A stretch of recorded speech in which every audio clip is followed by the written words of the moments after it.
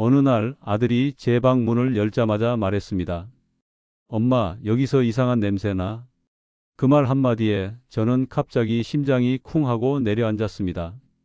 씻지 않은 것도 아니고 특별한 음식을 먹은 것도 아니었는데 그 아이가 말한 이상한 냄새는 어쩌면 제가 모르는 사이에 이미 퍼져 있었던 건 아닐까? 그날 이후로 저는 늘 불안했습니다. 혹시 내가 사람들이 꺼려하는 노인 냄새를 풍기고 있는 건 아닐까? 심지어 대중교통에서 사람들이 옆자리에 앉지 않으면 괜히 제게서 무슨 냄새가 나는 건 아닌지 눈치를 보게 됩니다. 여러분, 안녕하십니까? 저는 올해로 79세가 된 노인의학 전문의 이정수 박사입니다. 50년 넘게 노인들의 질병과 일상생활을 상담하며 깨달은 한 가지가 있습니다. 몸이 아프기 전에 몸은 냄새로 먼저 마를 겁니다.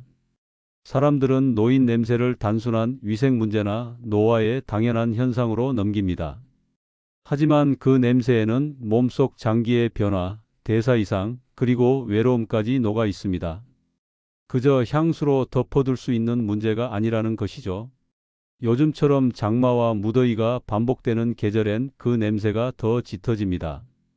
고온다습한 환경에서 땀과 피지, 그리고 체내 독소가 뒤섞이며 우리가 인식하지 못한 사이 주변 사람들은 먼저 그 변화를 냄새로 느끼게 됩니다. 이 영상을 끝까지 시청해 주세요. 그 냄새의 진짜 정체가 무엇인지, 왜 내가 모르게 냄새나는 사람이 되어가는지, 그리고 어떻게 다시 향기나는 어른으로 살아갈 수 있을지 알려드리겠습니다. 당신의 몸과 마음이 보내는 조용한 신호, 그 냄새를 통해 우리는 다시 건강을 되찾을 수 있습니다. 구독과 좋아요를 눌러주세요. 다시 향기로운 인생으로 가는 출발의 방법입니다.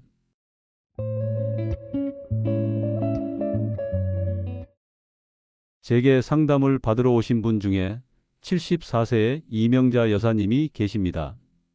그분은 늘 깔끔하게 머리를 말끔히 정리하시고 옷도 잘 다려 입고 다니셨습니다. 그런데도 딸이 자꾸만 방문을 열 때마다 창문을 활짝 열고 방향제를 들고 들어오곤 했다고 합니다. 처음엔 그저 습관인가 보다 생각하셨답니다. 그러다 손녀가 한마디를 툭 던졌습니다. 할머니 방 냄새 이상해. 약 냄새랑 뭔가 쉰내 같아. 이명자 여사님은 그날 밤 이불 속에서 오랫동안 울었다고 말했습니다. 냄새가 난다는 말을 듣고 나니 사람을 만날 때도 자꾸 입을 가리고 겨드랑이에 땀이 나는 게 신경 쓰이고 버스에서 앉을 자리를 찾아도 괜히 눈치를 보게 되고 그저 집안을 돌아다닐 때조차도 자신의 몸에서 나는 냄새가 마치 낯선 사람이 된 것처럼 느껴졌다고 합니다. 그런데 여러분, 여기서 중요한 점이 있습니다. 이명자 여사님은 평소에도 매일 샤워를 하셨고 속옷도 매일 갈아입으셨으며 집안 곳곳에 탈취제까지 사용하셨습니다. 그런데도 냄새는 점점 더 짙어졌던 겁니다. 도대체 왜일까요? 왜 열심히 씻고 깔끔하게 생활해도 나이가 들면 냄새가 난다는 말을 듣게 되는 걸까요? 그 정답은 단순한 청결의 문제가 아니라 몸 안에서부터 시작되는 변화 때문입니다.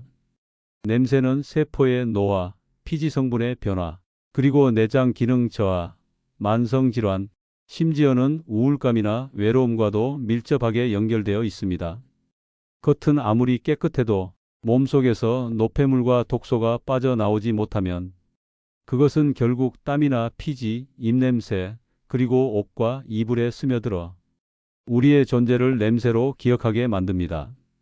먼저 우리가 그렇게 바라지 않지만 나만 모르게 찾아오는 노인 냄새의 원인부터 알아보겠습니다. 사람들은 흔히 노인 냄새를 단순히 나이 들어서 나는 냄새라고 생각합니다. 하지만 정확한 명칭이 있습니다. 그 냄새의 주범은 바로 노렌알이라는 물질입니다. 노렌알, 정확히는 이노렌알. 이 화합물은 2001년 일본 시세이도 연구소에서 처음 밝혀졌습니다. 연구에 따르면 사람은 40대 중반부터 피지 속에 포함된 지방산이 산화되면서 노렌알이라는 휘발성 물질이 만들어지기 시작합니다. 그리고 그 수치는 60대가 넘어서면서 급격히 증가합니다. 이 논의 날은 아주 미량만 있어도 강하게 냄새를 풍깁니다. 약간 기름이 산패된 듯한 혹은 눅눅한 종이와 섞인 듯한 특유의 냄새. 바로 그것이 우리가 흔히 말하는 노인 냄새의 정체입니다. 놀라운 건 이 논의 날이 피부 표면의 청결과는 관계없이 분비된다는 사실입니다. 아무리 샤워를 자주 해도 매일 옷을 갈아입어도 몸속에서 이 물질이 계속 생성된다면 냄새는 또다시 우리의 피부와 옷, 침구를 통해 퍼져나갑니다. 특히 등과 가슴, 귀 뒤, 겨드랑이 주변에서 논의 날이 다량 검출되며 기름기 많은 식단, 음주, 간 기능 저하, 대사 질환이 이 분비를 더 가속화시키는 것으로 나타났습니다. 즉, 단순히 나이가 들었기 때문이 아니라 몸속 장기의 상태와 생활 습관이 복합적으로 만들어낸 결과라는 뜻입니다. 어쩌면 이 냄새는 우리 몸이 보내는 조용한 경고일지도 모릅니다. 지금 피곤하다고 넘겼던 신호, 식욕이 없던 날, 자꾸 피로가 쌓이던 이유, 그 모든 것들이 냄새로 먼저 우리에게 말을 건넸는지도 모릅니다. 이제부터 그 경고를 무시하지 마세요. 지금부터는 그 신호를 제대로 듣고 몸을 회복시키는 길로 함께 나아가야 합니다. 사람들은 종종 이렇게 말합니다. 그 나이면 그럴 수도 있지. 냄새도 나고 기운도 빠지고. 하지만 저는 그 말에 조용히 고개를 젓습니다. 왜냐하면 그 냄새는 단지 늙어서 나는 냄새가 아니기 때문입니다. 그건 몸이 보내는 신호입니다. 다른 말로 하자면 병이 오기 전에 우리 몸이 미리 내는 경고입니다. 간이 지쳐가고 노폐물이 쌓이고 피로가 깊어지면 그 결과는 말보다 빠르게 냄새로 드러납니다. 간 기능이 떨어지면 독소를 제대로 걸러내지 못합니다. 그리고 그 독소는 땀과 피지, 심지어 입과 숨결을 통해 우리 몸 밖으로 내보내지려는 듯 퍼져나갑니다. 간은 조용히 상합니다. 우리가 자각하지 못하는 사이 피부에서는 그 변화가 스며 나오는 것입니다. 당뇨가 시작되면 단맛 섞인 땀 냄새, 신장 기능이 떨어지면 금속성 입냄새, 간이 나빠지면 묵은 기름 같은 채취로 이어지는 것. 이 모두가 노인 냄새라는 단어 안에 조용히 숨어 있는 질병의 그림자입니다. 그러니 우리는 이제 냄새를 부끄러워할 게 아니라 그 냄새가 몸을 살리려는 몸의 언어임을 알아야 합니다. 이제부터 우리는 그 냄새에 답을 해야 합니다. 방향제로 덮는 게 아니라 몸 안에서부터 바꾸는 것으로. 그리고 냄새가 난다라는 생각과 자각은 우리를 고립하게 만들고 정신적으로 매우 힘들게 합니다. 가족들과의 소통을 차단하게 되고 사회적으로 고립되는 결과로 이어질 수도 있으며 심할 경우에는 우울증 상으로 인한 심각한 상황까지 이어질 수 있습니다. 그렇다면 우리는 물어야 합니다. 어떻게 하면 그 냄새가 심해지지 않도록 막을 수 있을까? 이 질문에 가장 먼저 살펴봐야 할 건 우리의 생활 습관입니다. 놀랍게도 우리가 매일 반복하는 사소한 행동들이 논의 날의 분비를 자극하고 그 냄새를 더욱 짙게 만듭니다. 첫째, 기름진 음식입니다. 돼지고기, 튀김류, 인스턴트 식품처럼 지방이 많은 음식은 피지선을 자극하고 결국 논의 날의 재료가 되는 불포화지방산의 산화를 촉진합니다. 둘째, 술입니다. 특히 혼술, 습관적인 저녁 술은 간 기능을 저하시키고 체내 독소 배출을 방해합니다. 술은 땀과 피지에 독특한 냄새를 섞어버려 논의 날과 만나면 더욱 불쾌한 채취로 바뀝니다. 셋째, 수면 부족과 스트레스입니다. 잠을 제대로 자지 못하면 몸속 활성산소가 쌓이고 피로 대사가 불안정해지면서 논의 날의 산화 반응이 활발해집니다. 스트레스 또한 자율신경을 무너뜨리고 땀샘과 피지선의 분비를 엉망으로 만들어버립니다. 넷째, 운동 부족입니다. 움직이지 않으면 노폐물이 빠져나가지 못하고 몸속에 갇힙니다.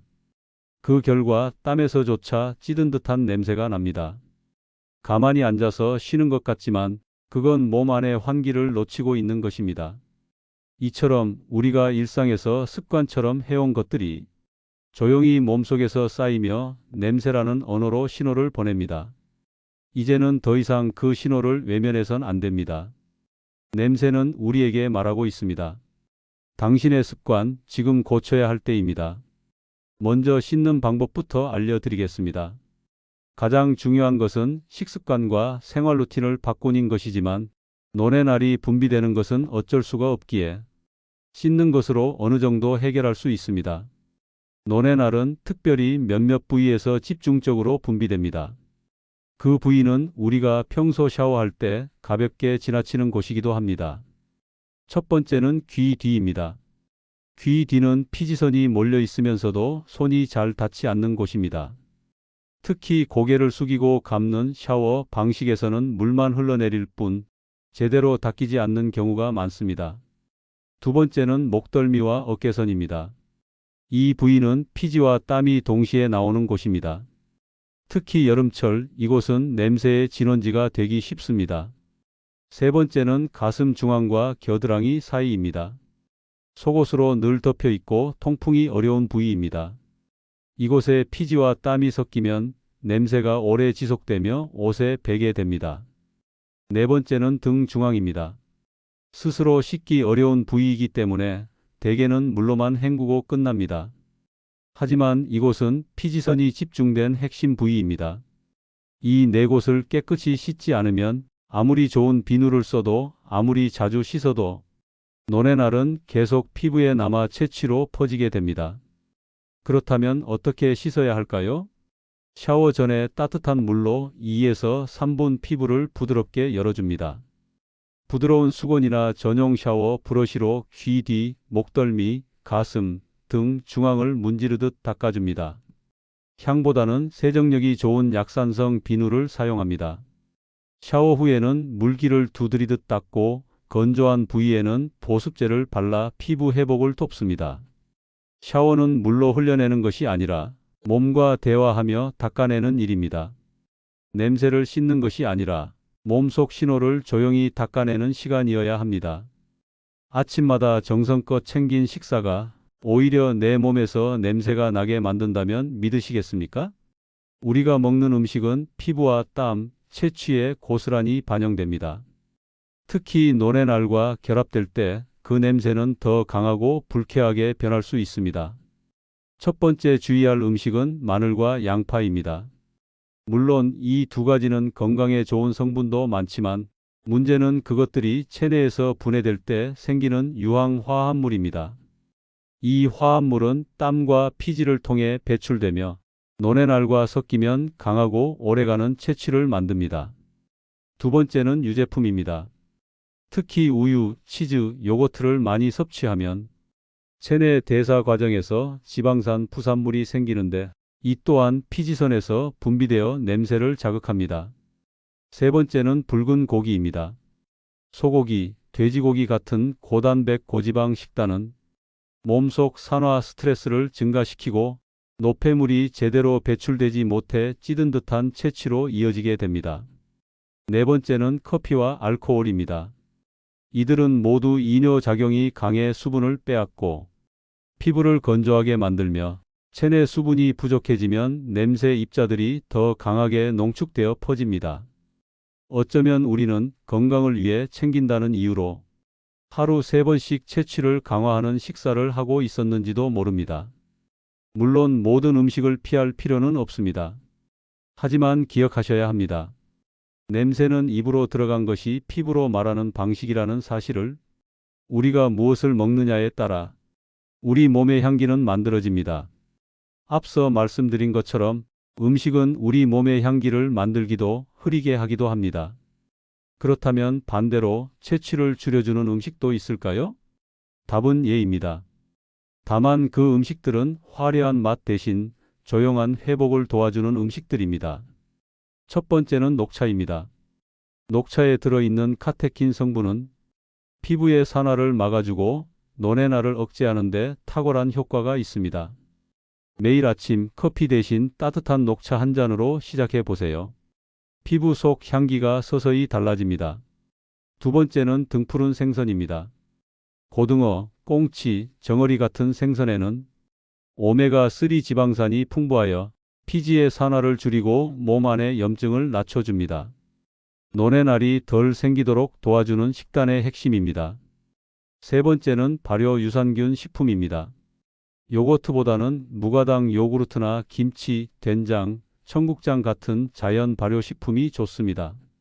장 건강이 개선되면 노폐물의 배출이 원활해져 피부에서 나오는 냄새도 덜 자극적이 됩니다.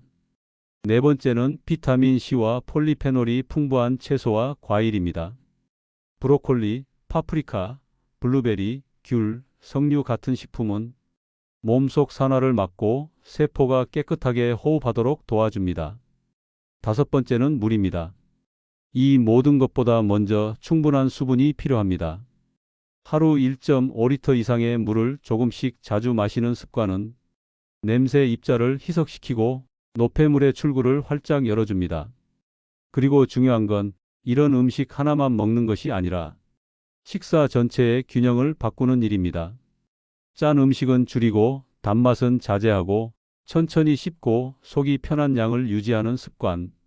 그리하여 하루하루 조금씩 향기가 바뀌는 것을 당신의 몸이 피부가 그리고 주변 사람들이 먼저 알아채게 될 겁니다. 어머님 방에서 약 냄새가 너무 진하게 나요. 이런 말을 들어보신 적 있으신가요? 그 냄새는 단순히 약통에서 나는 게 아닙니다. 몸속에서 나오는 냄새, 즉 복용 중인 약물이 채취로 바뀌는 현상일 수 있습니다. 나이가 들면 자연스럽게 약이 늘어납니다. 혈압약, 당뇨약, 이뇨제, 간 기능 개선제, 진통제, 심장약. 이 약들이 몸속에서 분해되는 과정에서 생기는 대사 부산물이 피부를 통해 땀과 피지를 통해 혹은 입냄새로 배출되기 시작합니다. 특히 다음과 같은 약물은 채취에 영향을 주기 쉽습니다. 이뇨제는 체내 수분을 빼앗아 피부를 건조하게 만들고 냄새 입자를 농축시킵니다. 항생제는 장내 미생물 균형을 깨뜨려 땀 냄새를 변형시킵니다. 간 해독제 또는 대사 관련 약물은 간 기능이 회복되지 않은 상태에서 복용하면 독성 대사물이 피부로 배출되며 냄새를 유발합니다. 당뇨약 및 인슐린은 특정 사람에게서 단맛 섞인 땀 냄새나 신냄새로 나타나기도 합니다. 그리고 이 약물 냄새는 노렌알과 만나면 더 복합적이고 강한 채취로 바뀝니다. 예를 들어 약간의 금속 냄새에 산패된 기름 냄새가 더해지는 식입니다. 본인은 인지하지 못할 수 있지만 가족이나 간병인은 그 냄새를 통해 무언가 달라졌음을 먼저 알아차립니다. 그렇다고 약을 끊을 수는 없습니다. 하지만 복용 중인 약에 따라 채취 변화가 있을 수 있다는 것, 그리고 그 냄새를 통해 몸 상태가 알려지고 있다는 것을 의사와 함께 인지하고 점검해 나가는 게 중요합니다. 혹시 최근 들어 냄새가 강해졌다고 느껴진다면 새로 복용을 시작한 약은 없는지, 간 기능에 무리는 없는지 의사에게 반드시 상담해 보시기 바랍니다. 채취는 몸이 약에 반응하는 방식이기도 합니다. 몸속의 화학 반응이 피부로 올라오는 것, 그것이 바로 냄새라는 신호입니다. 우리는 종종 냄새를 몸에서 나는 것이라고만 생각합니다. 하지만 많은 경우 냄새는 몸에서 시작해 공간에 머물고 결국 다시 우리에게 돌아옵니다. 특히 노렌알은 섬유에 쉽게 흡착되고 쉽게 사라지지 않는 성질을 가지고 있습니다. 피부에서 분비된 피지와 땀이 침대 시트, 베개, 이불, 속옷, 잠옷, 심지어 의자 커버와 커튼에까지 스며들며 시간이 지날수록 고여있는 냄새가 되어버리는 것입니다. 아무리 깨끗이 씻어도 밤마다 머무는 베개에서 그 냄새가 다시 피부로 옮겨간다면 우리는 냄새의 순환 안에 갇혀 있는 것이나 다름없습니다. 그렇다면 어떻게 해야 할까요? 첫째, 베개와 이불 커버는 최소 주 1회 이상 교체해야 합니다. 여름철이나 땀이 많은 경우엔 3일에 한 번도 좋습니다. 햇볕이 강한 날엔 햇빛 소독만으로도 노렌알 성분이 상당 부분 분해됩니다. 둘째, 속옷과 내복, 잠옷은 땀이 닿는 부위 중심으로 매일 갈아입기. 특히 겨드랑이, 가슴, 등과 밀착되는 면적이 큰 옷은 냄새가 가장 많이 배는 곳이기도 합니다. 셋째, 커튼, 소파 커버, 방석 등은 계절마다 한 번은 세탁하거나 소독 가능한 직물로 바꾸는 것이 좋습니다. 넷째, 창문을 자주 열어 환기시키고 가능하다면 자연 바람과 햇빛이 드는 환경을 유지하세요. 밀폐된 공간은 냄새를 오래 잡고 놓아주지 않습니다. 다섯째, 옷장과 침실에는 인공향 대신 천연 탈취제나 베이킹소다, 숯 등 흡착형 탈취제를 활용하는 것도 좋습니다. 이런 관리는 단지 냄새를 없애는 차원이 아닙니다. 이것은 내가 나를 존중하는 방식이고 나의 공간이 나를 어떤 사람으로 만들어주는가에 대한 선택입니다. 냄새는 공기 속에 퍼지는 정체성입니다.